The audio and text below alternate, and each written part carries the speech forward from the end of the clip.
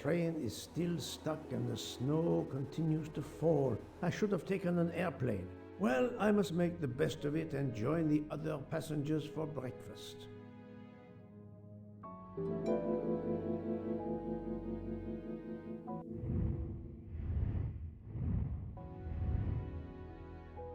The train still hasn't left.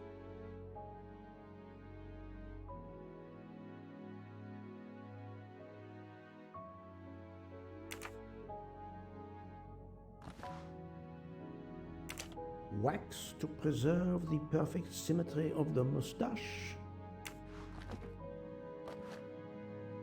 The finest of curling irons for the moustache. The moustache comb to tame unruly knots.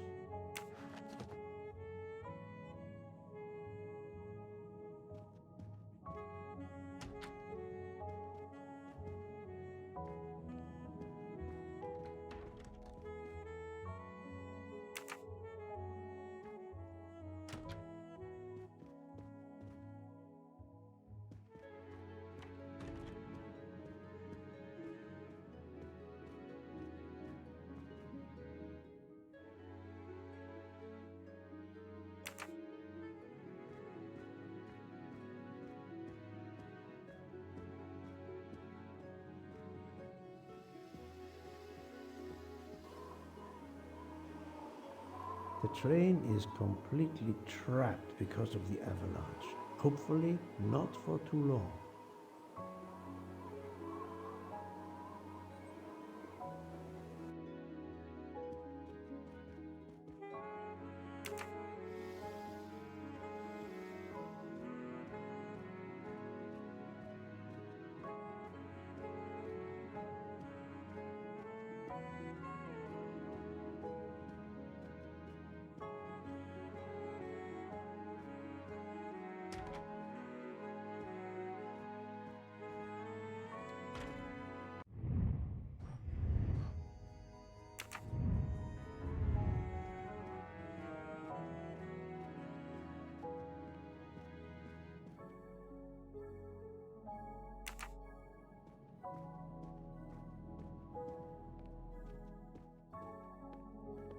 Good morning, Monsieur Michel. Good morning, sir. Please enjoy our special breakfast in our restaurant.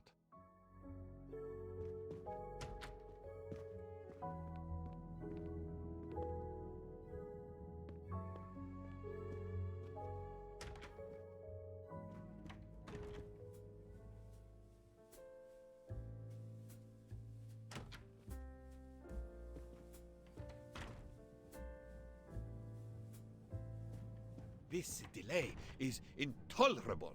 I am supposed to be demonstrating the Firenze in Paris in 2 days. Ah, your electric car. Yes, that's bad luck. Bad luck? If I miss that demonstration, I'll be in deep trouble. Just text your people in Paris and warn them. Of course I tried that, but there is no network service in these mountains.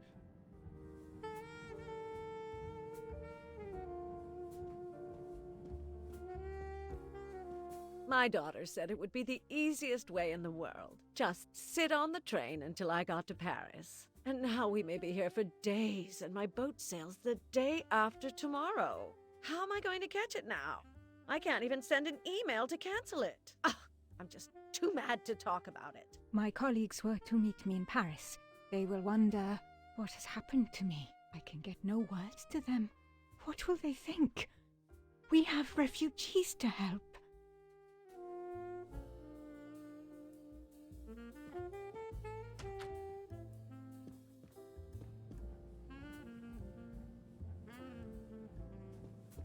Good morning, madam. The snow is a predicament, is it not? I am Russian. Snow is no stranger to me. Ah, the accent. Would it be St. Petersburg? You are very perceptive. Monsieur Poirot, is it not? And may I take it I have the honor of addressing Princess Natalia Dragomirov? We dispense with the old titles these days. My husband, all of my past. was taken from me by these Stalinists. When they were gone, I became director of the St. Petersburg Museum of Antiquities to restore and preserve what I can of my country's history. Still, the delay must be vexing. If I must be late for my appointments, then they will wait. I know that I would certainly wait, madame. It has been my extreme pleasure to make your acquaintance, madame. Au revoir, Monsieur Poirot. A beautiful piano. What a luxury. Pity there's no one to play it.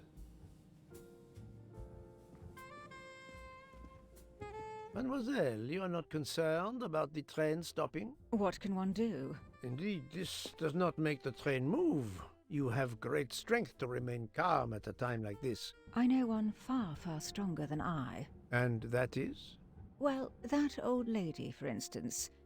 You have probably noticed her. She just has to lift her little finger and ask for something in a polite voice, and the whole train runs. It runs also for my friend Monsieur Bouc, but that is because he is a director of the line, not because he has a masterful character. You don't have to have a strong will when you have power. But I suspect I did not need to tell you that, Mr. Poirot. Mr. Poirot. Good morning, Mr. Fauchet. You have early customers, I see. Yes, I am stuck serving here as well at breakfast. Everyone is impatient. They keep complaining that the train is not moving. As if I could get out and push it. It's too early for me to order a boxcar. That is the appropriate drink, I believe. A gin, triple sec, lemon and grenadine mix. A drink for a train indeed. But not perhaps for my breakfast. I think I will settle for an omelette. Good luck, sir. Miss Nielsen is helping to serve in the dining car.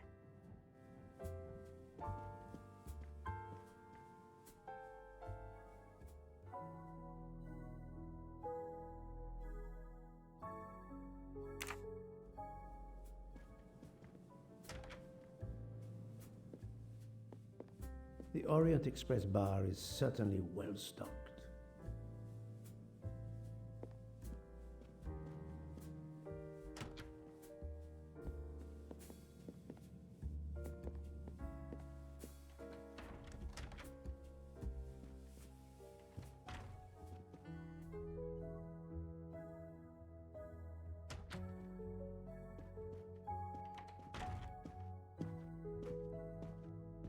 How long are we expected to be stranded here? It won't do much good complaining to me. That fellow there with the moustache, he may know something. Excusez-moi, sir. Yes? Monsieur Bouc asks for you to join him in compartment 203. Look here, Poirot. Can you tell us anything? I can tell you the snow, it will not move aside on its own. Of course, but you obviously have some influence with Bouc. I am going to see him now. I will ask him if he has any information.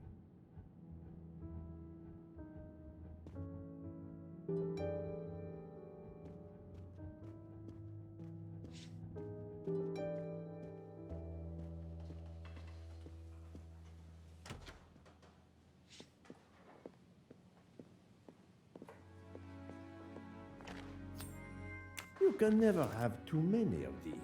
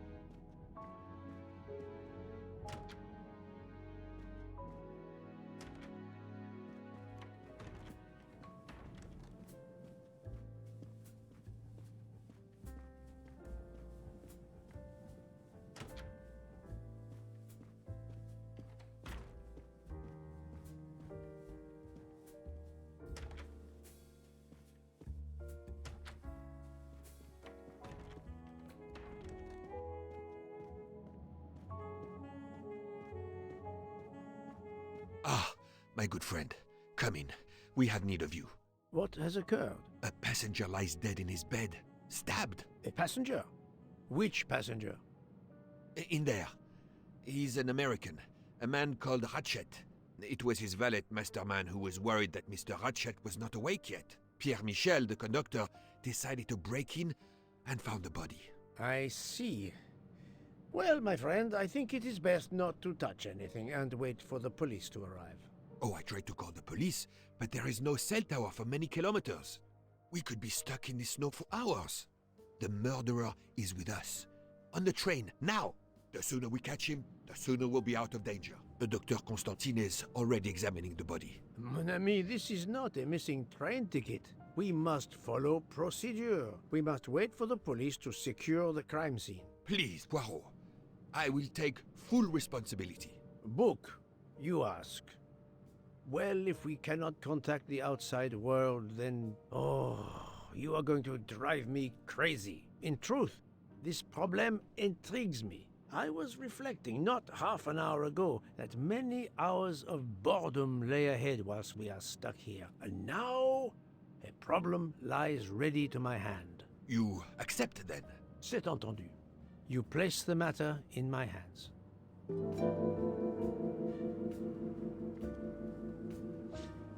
Good. We are all at your service. This is the room right here.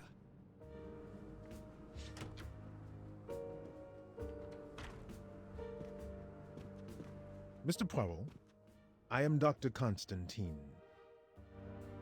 Forgive me, Doctor. You are a medical examiner? No, but I have assisted in post-mortems at Nairobi Hospital, where I am a teaching fellow. I am familiar with your excellent institution. I do not intend to perform a full autopsy, but a preliminary examination should be of some use. Of course. May I have a look? Then we can compare notes. Please. If you need any help, I won't be far away.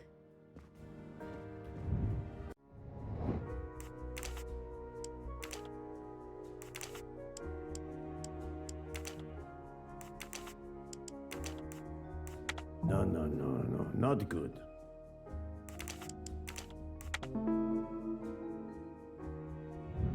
I'm right again. That happens to me a lot.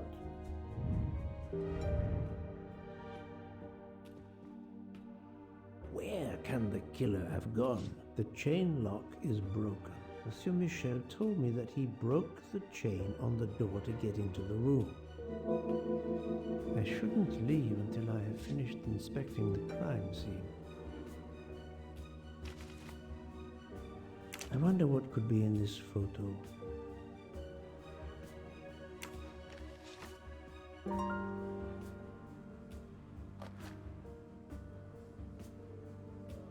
A box of sleeping pills. I'll take photos.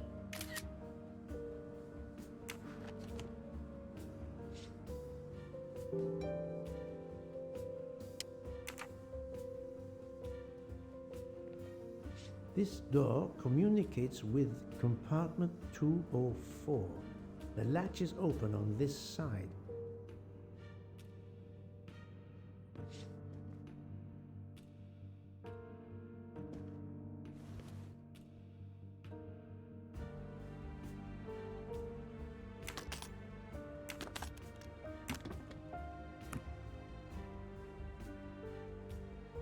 Expensive clothing, recently laundered.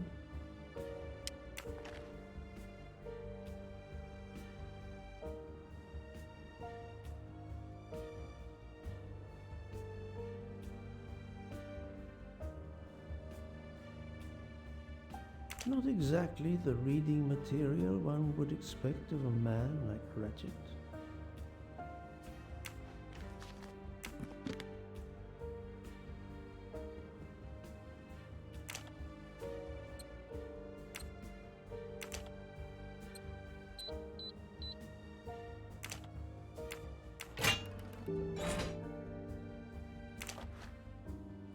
Not very surprising.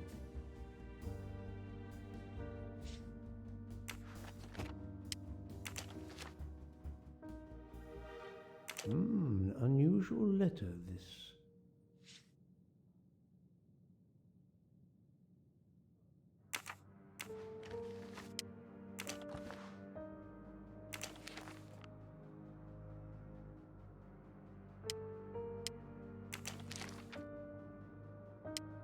Ratchet had an appointment he will never keep. I'll take photos.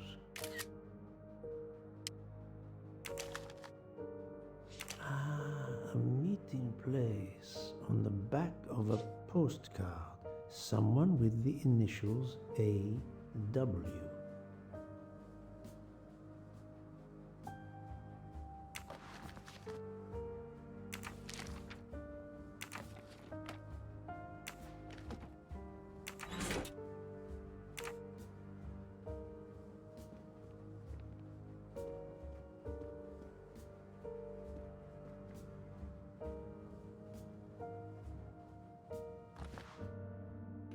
A handkerchief. There's a letter H embroidered on it.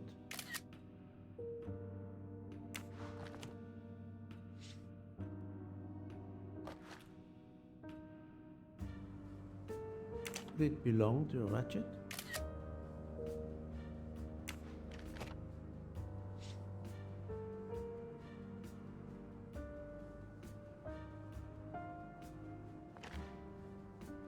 I'm sure I will find some interesting things inside.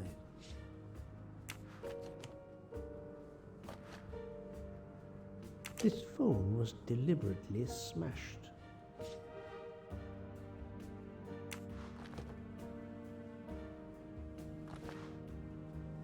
Last night, Monsieur Ratchet said he takes precautions. I see now what he meant. He knew he was in danger and wanted to be ready, yet it was no use to him. I will leave it here for the police.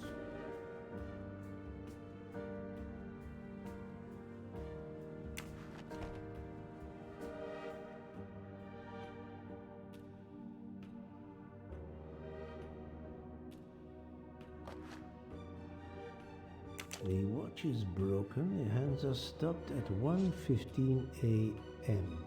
One would expect that to be the time when the attack occurred.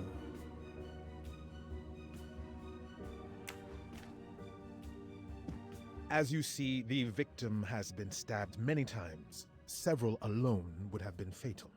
Yes, I agree. An attack most savage. I will, of course, prepare a complete report on my findings. Thank you.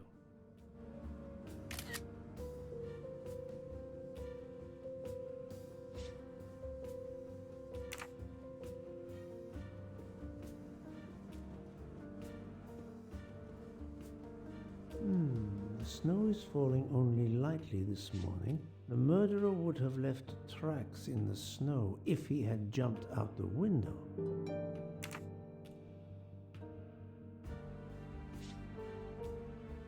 I'm sorry, Doctor, but I must question you. Of course. I must be considered under suspicion like everyone else. May I know your movements last night? I share compartment 101 with Mr. Booth. He would not stop talking about his beloved train. I listened to him for hours talking about his Orient Express. My friend Book will no doubt confirm this. Did you know the victim? Not at all. I noticed him last night at dinner, but I did not pay much attention. Did you touch anything in here this morning? I checked for a pulse. There was none. Rigor mortis had commenced. The body was cool to the touch.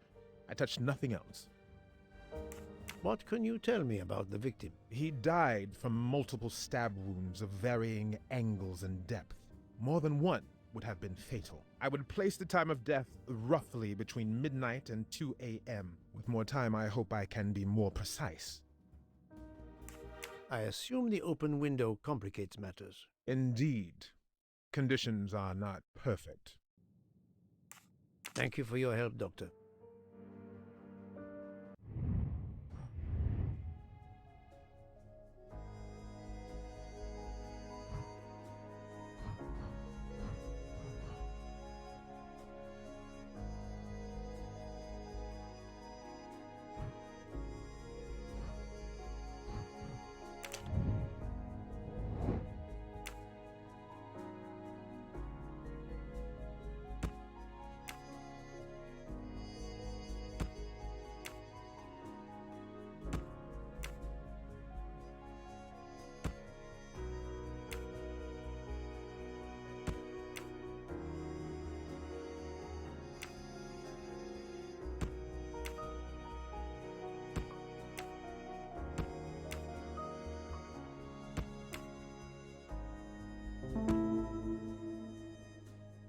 For Daisy.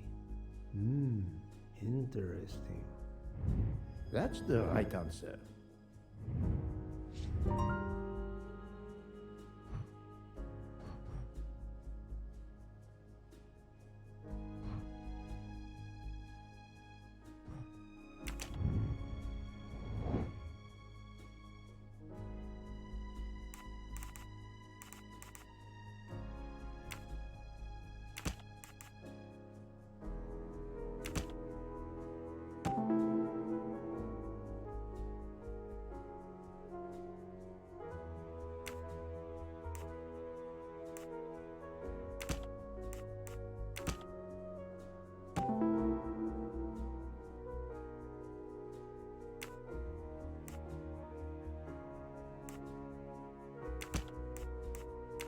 I must admit I'm not right this time. I do not think that's the right answer.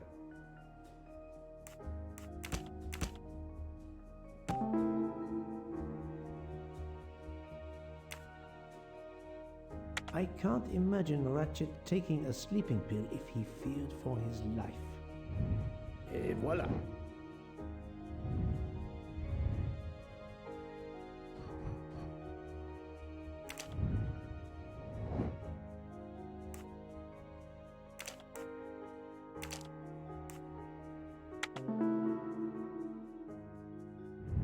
That's the right answer.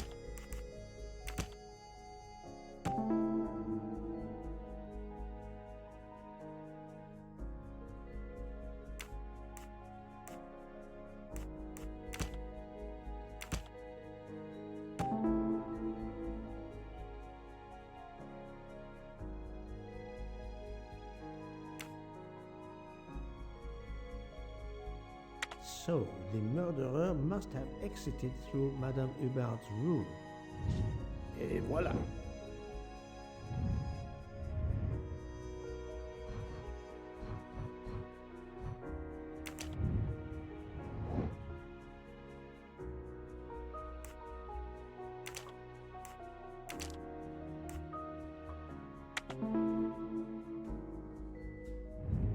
That was easy.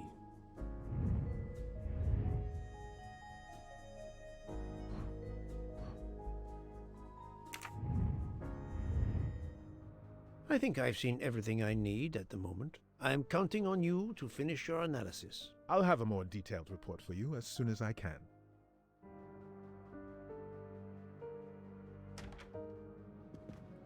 So, Poirot, did you find anything out? It's a bit early for the handcuffs, my friend. Even for Ercule Poirot. Do not worry, mon ami. I believe our culprit has no plans to strike again. Monsieur Ratchet was the target. Of that I am convinced. Tell me, Book, how did you spend last night? This is a joke, I hope. Don't you trust your old friend? My friend, calm yourself. I must hear your story in order to corroborate other accounts. Ah, naturally. Let me see. I went to my compartment after dinner. Dr. Constantine was already there. We talked about his career. He's a Cambridge man, you know. After university, he returned to his country and has done much good there.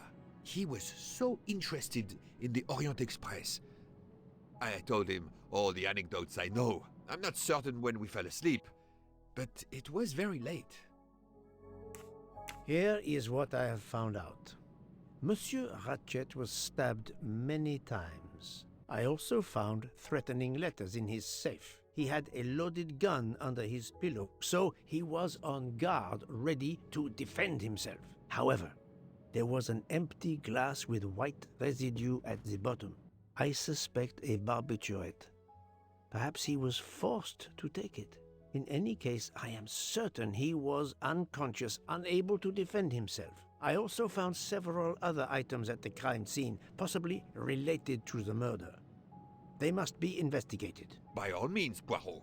As fast as you can. I also found liquid for an electronic cigarette, but I could not find a vape. This might belong to the murderer. This criminal is an amateur. I need a list of the passengers with their compartment numbers. Pierre Michel will have it. I must interview the rest of the passengers and the staff. I'll be in the bar car if you need me. We are hours late. Soon I hope help will arrive.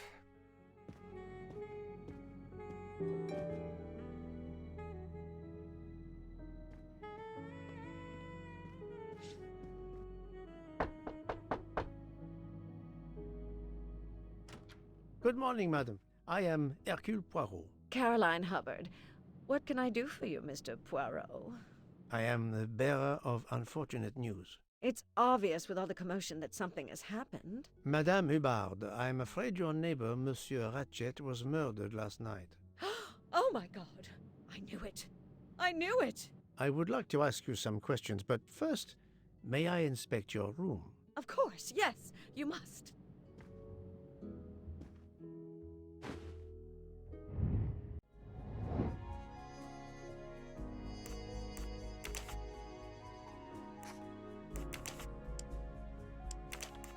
I must admit I'm not right this time.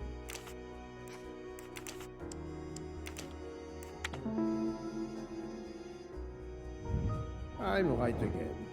That happens to me a lot.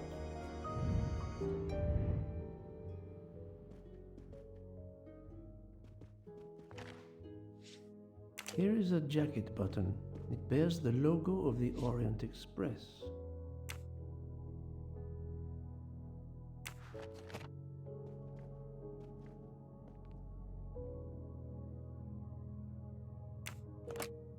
This door connects to Monsieur Ratchet's compartment. It was latched on this side. The luxury of the Orient Express is present in every detail.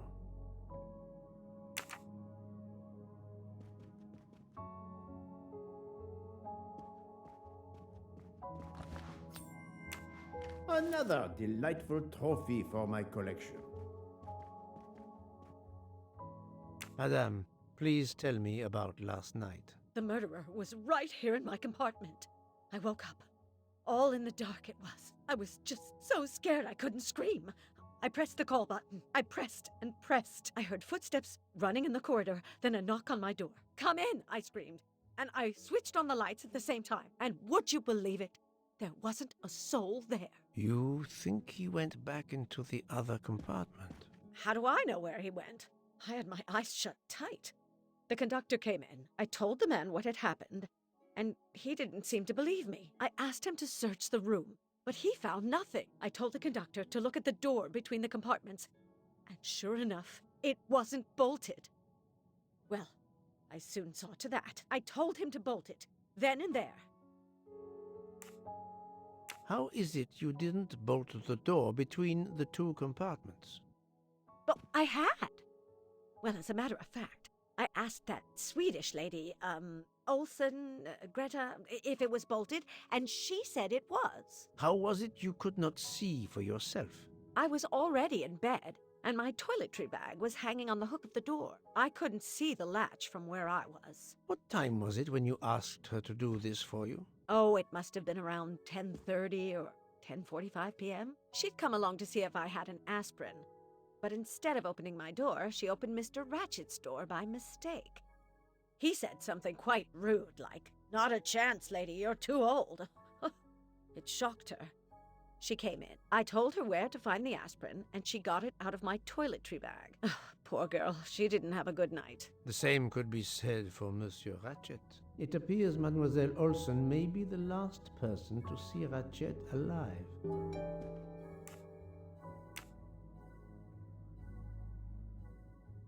Is this your handkerchief? No, not at all. Yet it is embroidered with an initial H, like your name. I don't care. It's not mine, and I would certainly never buy something so impractical as that frilly thing. Are you a smoker? No, definitely not. Filthy habit.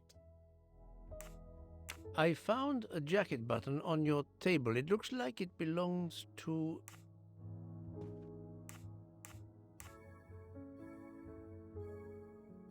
a train employee. The button bears the logo of the Orient Express. Well, of course the conductor came in last night, but he didn't go near that table. Still, it's a safe bet that it belongs to the conductor. I'll check his jacket later, to be sure.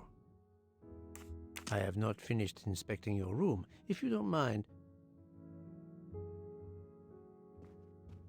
Let's see if Mrs. Hubbard was telling the truth about the latch of the connecting door.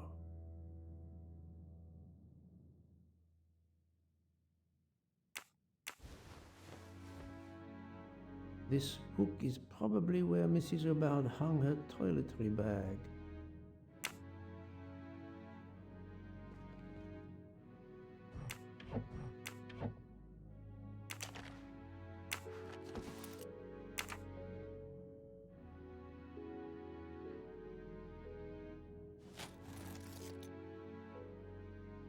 I can see the latch very well from here, even with the toiletry bag attached. I'll have to clear that up with Mrs. Hubbard.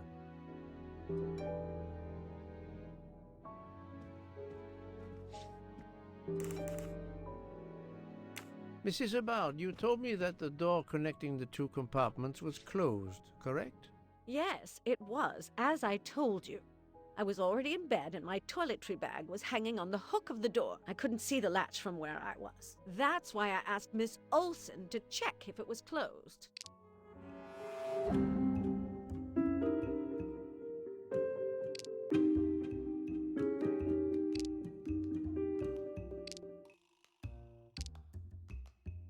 Are you sure everything you've told me is accurate, Madame Hubbard? Of course.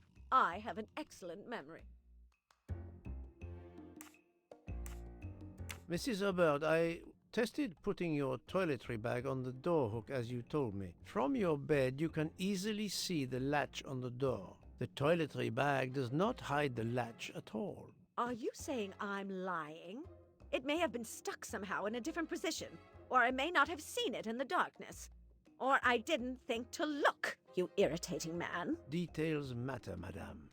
A man has been most savagely murdered. You will excuse me if I attempt to separate the truth from the false. Forget my toiletry bag and focus on who entered my compartment. Probably after killing Mr. Ratchet. Madame Hubbard is a force to be reckoned with, but I suspect I'm not done with her. Thank you for your assistance, madame.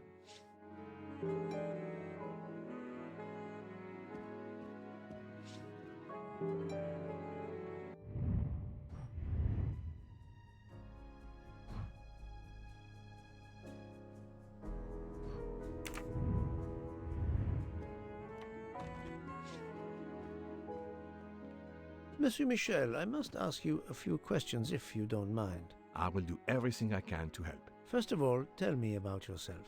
Very well. My name, as you know, is Pierre Michel. I am from Calais. I've been with the company for over 15 years. Thank you.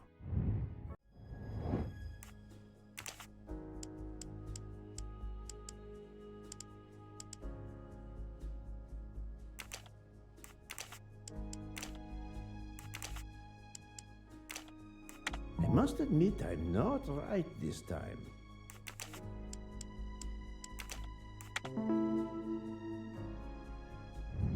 That's the right answer.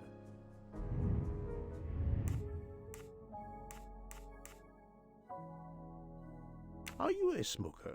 Indeed. Do you smoke e-cigarettes? No. Tobacco only. I would like to reconstruct with your help the events of last night. Monsieur Ratchet retired to bed. When? Almost immediately after dinner, sir. Actually, before we left Belgrade. Did anybody go into his compartment after that? His valet, monsieur. Monsieur Masterman. and then his secretary, the young American gentleman, Monsieur McQueen. And that is the last time you saw or heard of him? No, monsieur. You forget that Monsieur Ratchet rang his bell around 12:40 a.m., soon after we had stopped. I knocked at the door, but he called out in French, "Ce n'est rien, je me suis trompé." I then left to answer another bell that had just rung.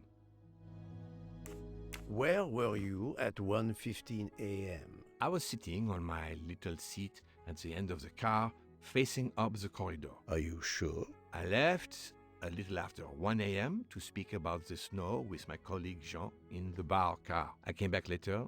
There was a call. I remember speaking to you. Indeed, I remember. Carry on.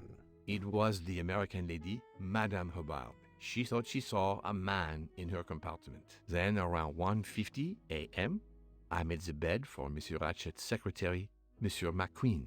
He had spent the evening talking with the English Captain Arbuthnot. At 2 a.m., I returned to my place and stayed there until dawn. What is the last station where we stopped? Winkowski. Could someone have come on board? Possibly. I was very busy. Owing to the weather, we were a few minutes late. We left at 12:10 a.m. I found a button from an Orient Express staff jacket. Did you lose one by any chance? No, monsieur. As you can see, I have all my buttons. It is not mine. Can you provide me with a listing of the passengers and their rooms, please? Yes, certainly.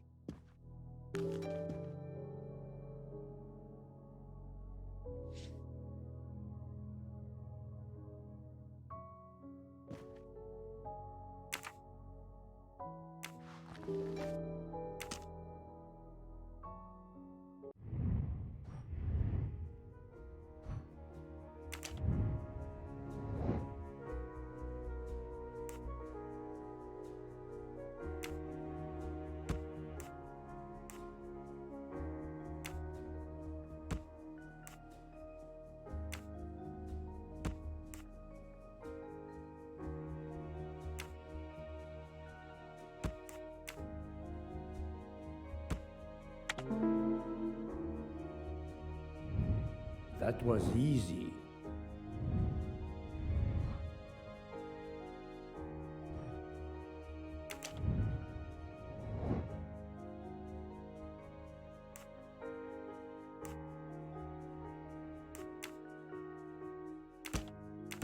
Think, Poirot. That is not a good answer.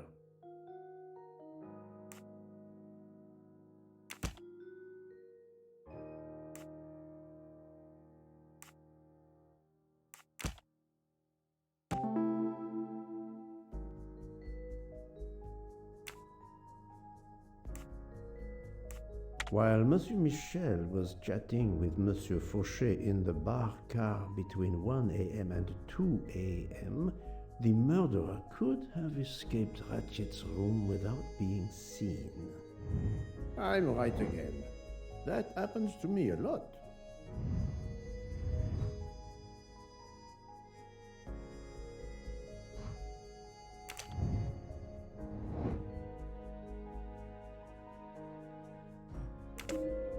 This is the most likely answer.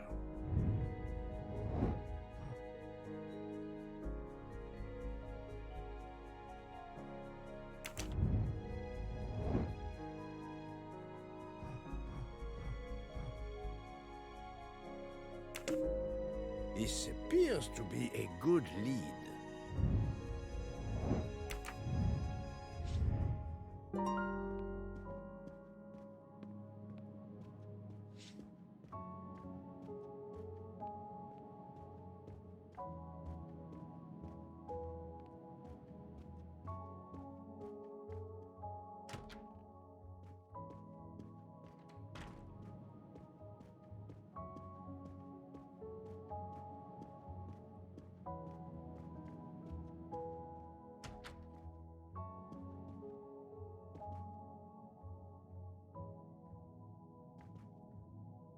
Monsieur Edward Masterman, I believe. May I ask you some questions? I can barely talk. I have a terrible toothache.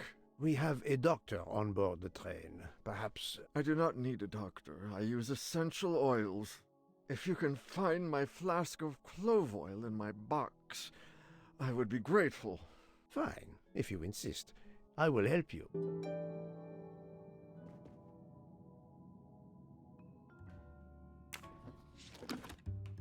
By the smell, I think that the jojoba oil spilled on the other bottles, leaving their labels illegible. I must find another way to find which one is Masterman's toothache remedy. The weighing scale is soaked in jojoba oil. It's unusable. Ah, this old scale will do the job.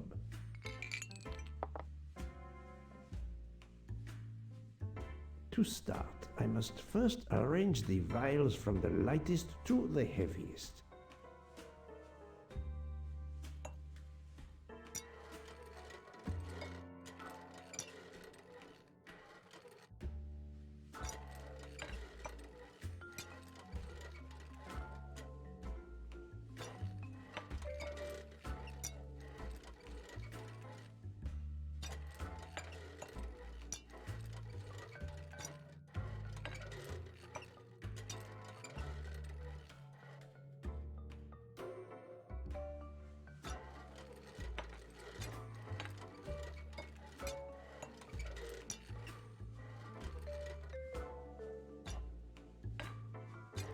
Now that I know the order, I think that I can easily guess which one is the clove oil.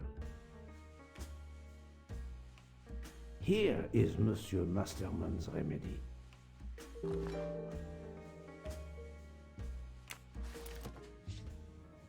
Here is your remedy. I hope it will help. Thank you very much, sir. Ah, well, I can finally speak without too much pain. I'm ready to answer your questions. You are Monsieur Ratchet's valet? Yes, sir, that is correct. Were you told that your employer was murdered? Yes, sir. A very shocking occurrence.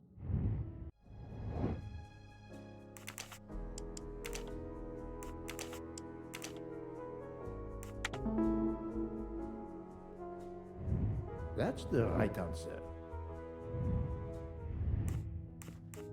At what hour did you last see Monsieur Ratchet? It must have been around 9 p.m., sir. That or a little after. I went to bed around 10:30 p.m., same as the person who shares my room, Mr. Foscarelli. He almost immediately began snoring. What did you do then? I read, sir, and I spent a while soothing my toothache with clove oil and listening to the snoring. Did you hear anything during the night? Yes, my roommate's snoring. Are you a smoker? Yes, sir. I have a cigarette now and then to relax.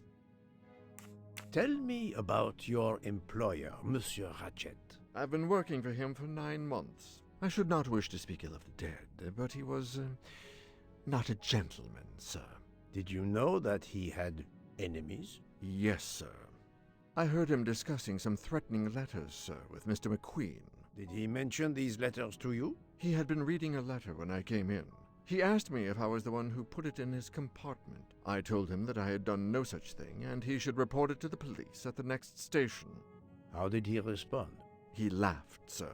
You're joking. I do not joke, sir. Forgive me, I can see you do not. Was he taking sleeping pills? Always when traveling by train, sir. He said he couldn't sleep otherwise. Last night he asked me to give him 2. I did so, along with a glass of water. He dissolved them in the water. Did you see him drink the water? No, sir. I left right after I gave him the pills. Was Monsieur Ratchet a smoker? No. He finds smokers disgusting. Can you tell me again why you gave sleeping pills to Monsieur Ratchet?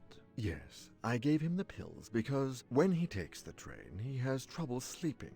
The letter must have worried him. He specifically asked me to prepare the sleeping pills. I didn't see him drink the water with the pills in it.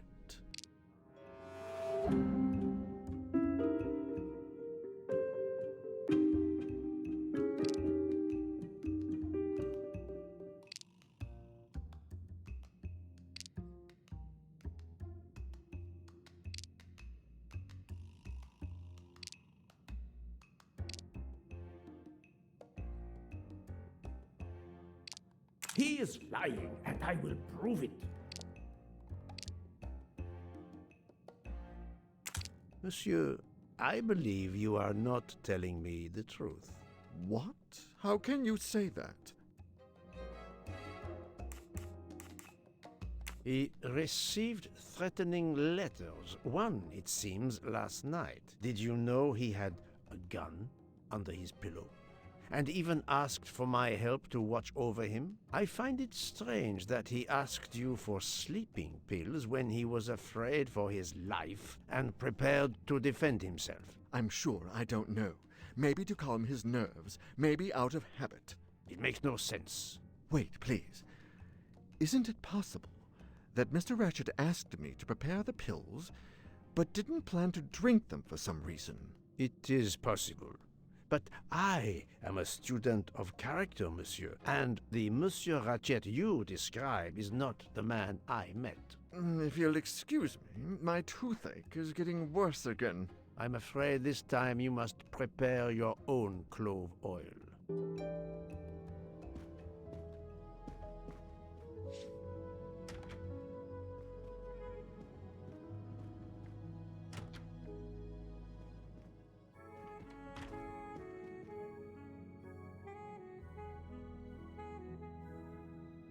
I believe I am addressing Monsieur Hector McQueen. Guilty as charged. I beg your pardon? Oh, sorry. Just an expression. My father used to say it. You must have had an interesting childhood. I am Ercule Poirot. No need to be modest. You're a detective. You are Monsieur Ratchet's secretary? I am Mr. Ratchet's secretary. Just over a year. I mainly take care of translating certain texts for him. Mr. Ratchet only speaks English. Prepare yourself for a shock. Your employer, Monsieur Ratchet, is dead. So they got him after all. What do you mean? You are assuming he was murdered? I know he had enemies. What can you tell me about Monsieur Ratchet? He was American. He was an antiques dealer.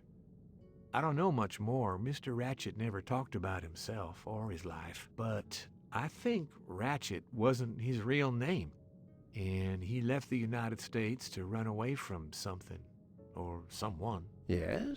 He started getting letters, threatening letters. Do you still have them? I have one. Did you know that Monsieur Ratchet had asked for my help? Asked you? No, I didn't know. He knew he was in danger. When did you last see him? Last night around 10 o'clock, I should say. Did you like your employer, Monsieur McQueen? No, I did not. He was, I'm sure, a cruel and dangerous man.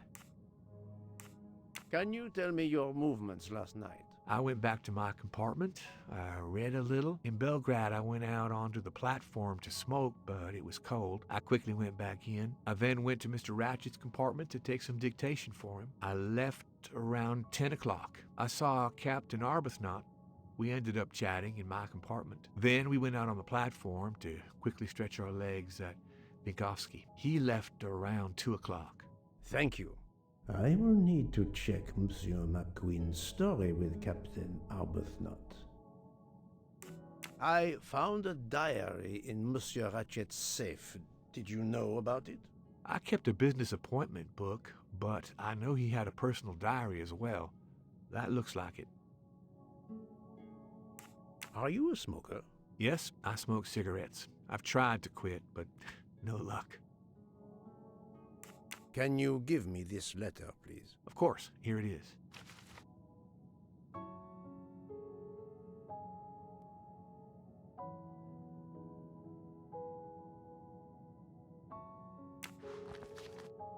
Was Monsieur Ratchet a smoker? No, he hated the smell of smoke.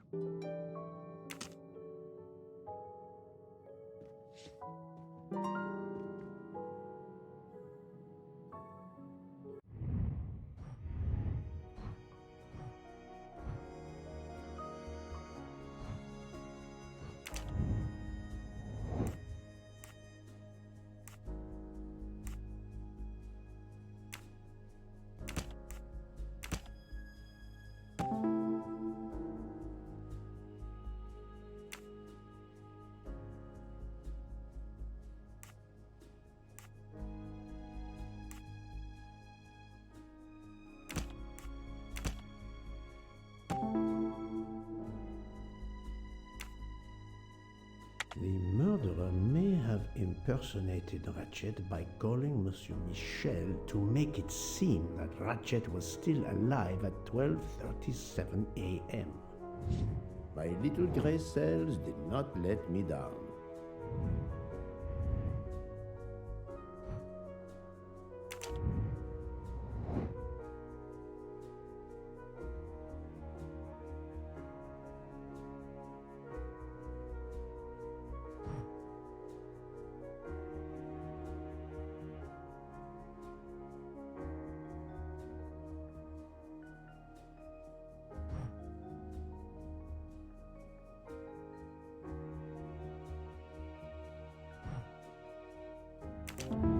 Et voilà.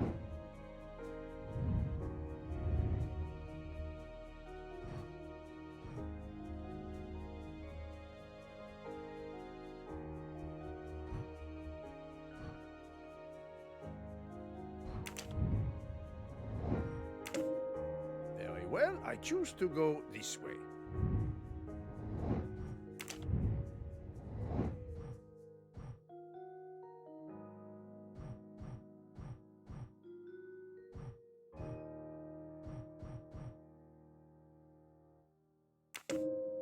According to the information I have, this is a solid choice.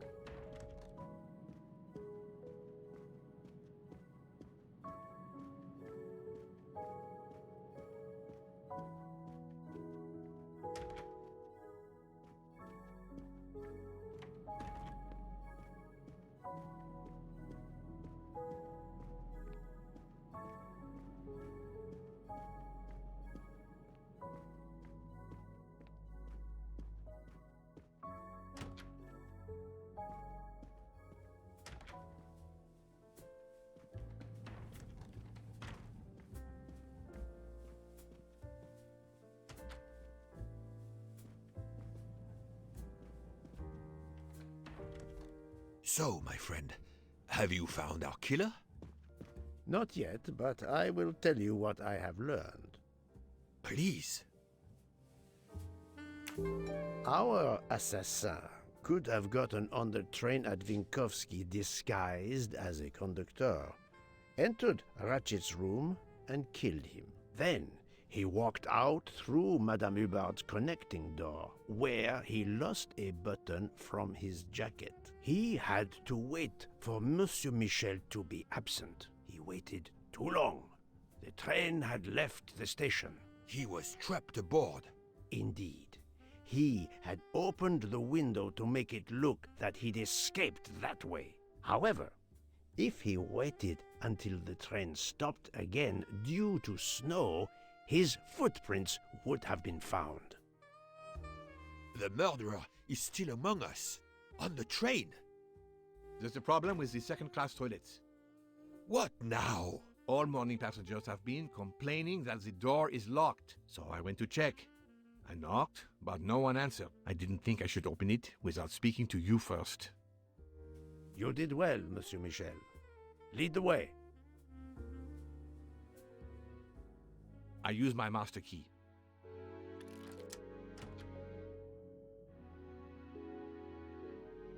But who is she? Is she alive? She is breathing. Then if she isn't dead, isn't she our murderer? That, my friend, is what we must find out.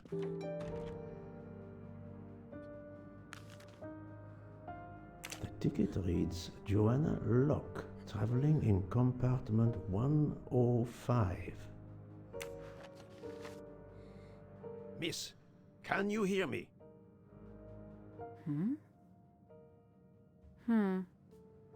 She's breathing. Her pulse is strong. There is no sign of physical violence. This woman is sleeping very soundly. This woman is sound asleep. Given her location, I would say she has been drugged and deposited here. Well, at least it's not another murder on my train. The train is, of course, full. Monsieur, the list I gave you indicates that Hildegard Schmidt shares her compartment. I will want to talk to her later. For now, we will concentrate on this mysterious young lady. Let's return her to her more comfortable bed. Good idea. Pierre, locate this woman's room and fetch the doctor. Yes, sir. I will question her when she wakes up. Please, let me know what you learn. Mademoiselle Locke's compartment is 105. I suggest we return her to her more comfortable bed. Yes, hopefully she will awaken soon.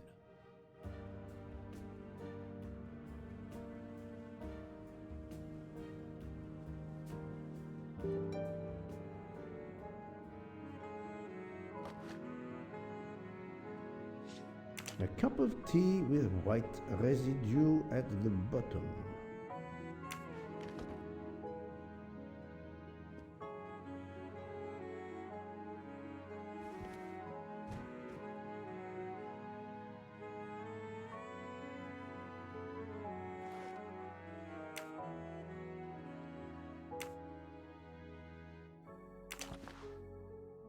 A briefcase and a wagon-lit conductor's jacket.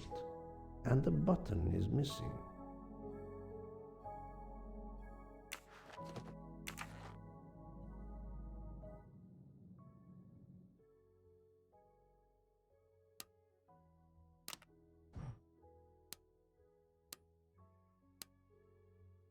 Have you tried 1, 2, 3, 4?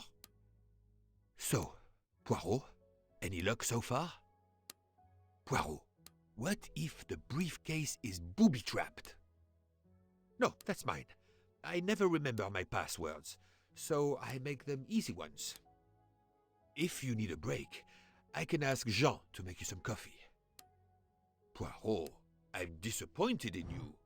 I was certain you would have it by now. But of course you know what you're doing. It is booby-trapped, is it? Book. Silent like a mouse, please. I'm sorry. You're right. I'll be quiet now. You need to concentrate. I will not utter another word. Not one. Book, there will be another murder on the Orient Express in a moment.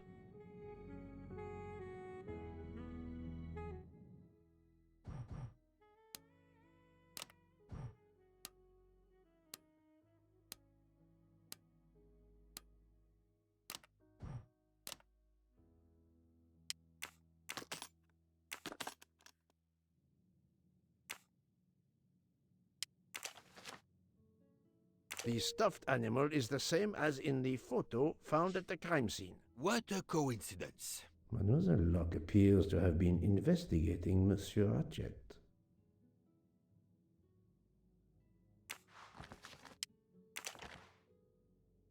Mademoiselle Locke seems very interested in our victim. Of course. She has studied her target. Possibly.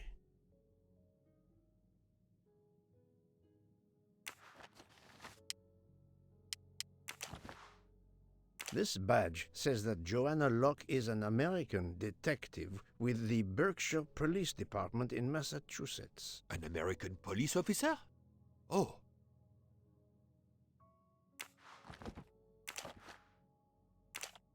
Her driver's license confirms her identity. She is American. These are fake IDs. It's certain.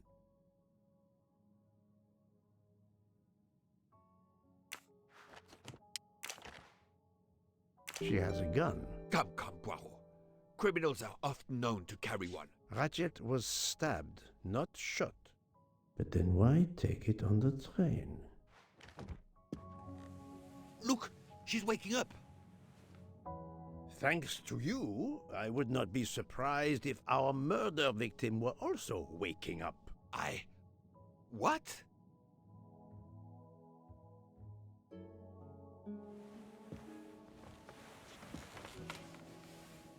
Oh, my head. What's all the yelling about? Who are you? Give me a good reason why you should not be in handcuffs. I can give you a reason, Book. Whose handcuffs will we use? I have none. Do you? Well, You are Joanna Locke, mademoiselle? Yes, Joanna Locke. I'm a detective. Berkshire, Massachusetts Police. I have found your credentials, mademoiselle. And I know who you are, Mr. Poirot. Then, if the introductions are complete, perhaps the explanations may begin. I'll try. It's simple, really. I'm on the trail of a murderer.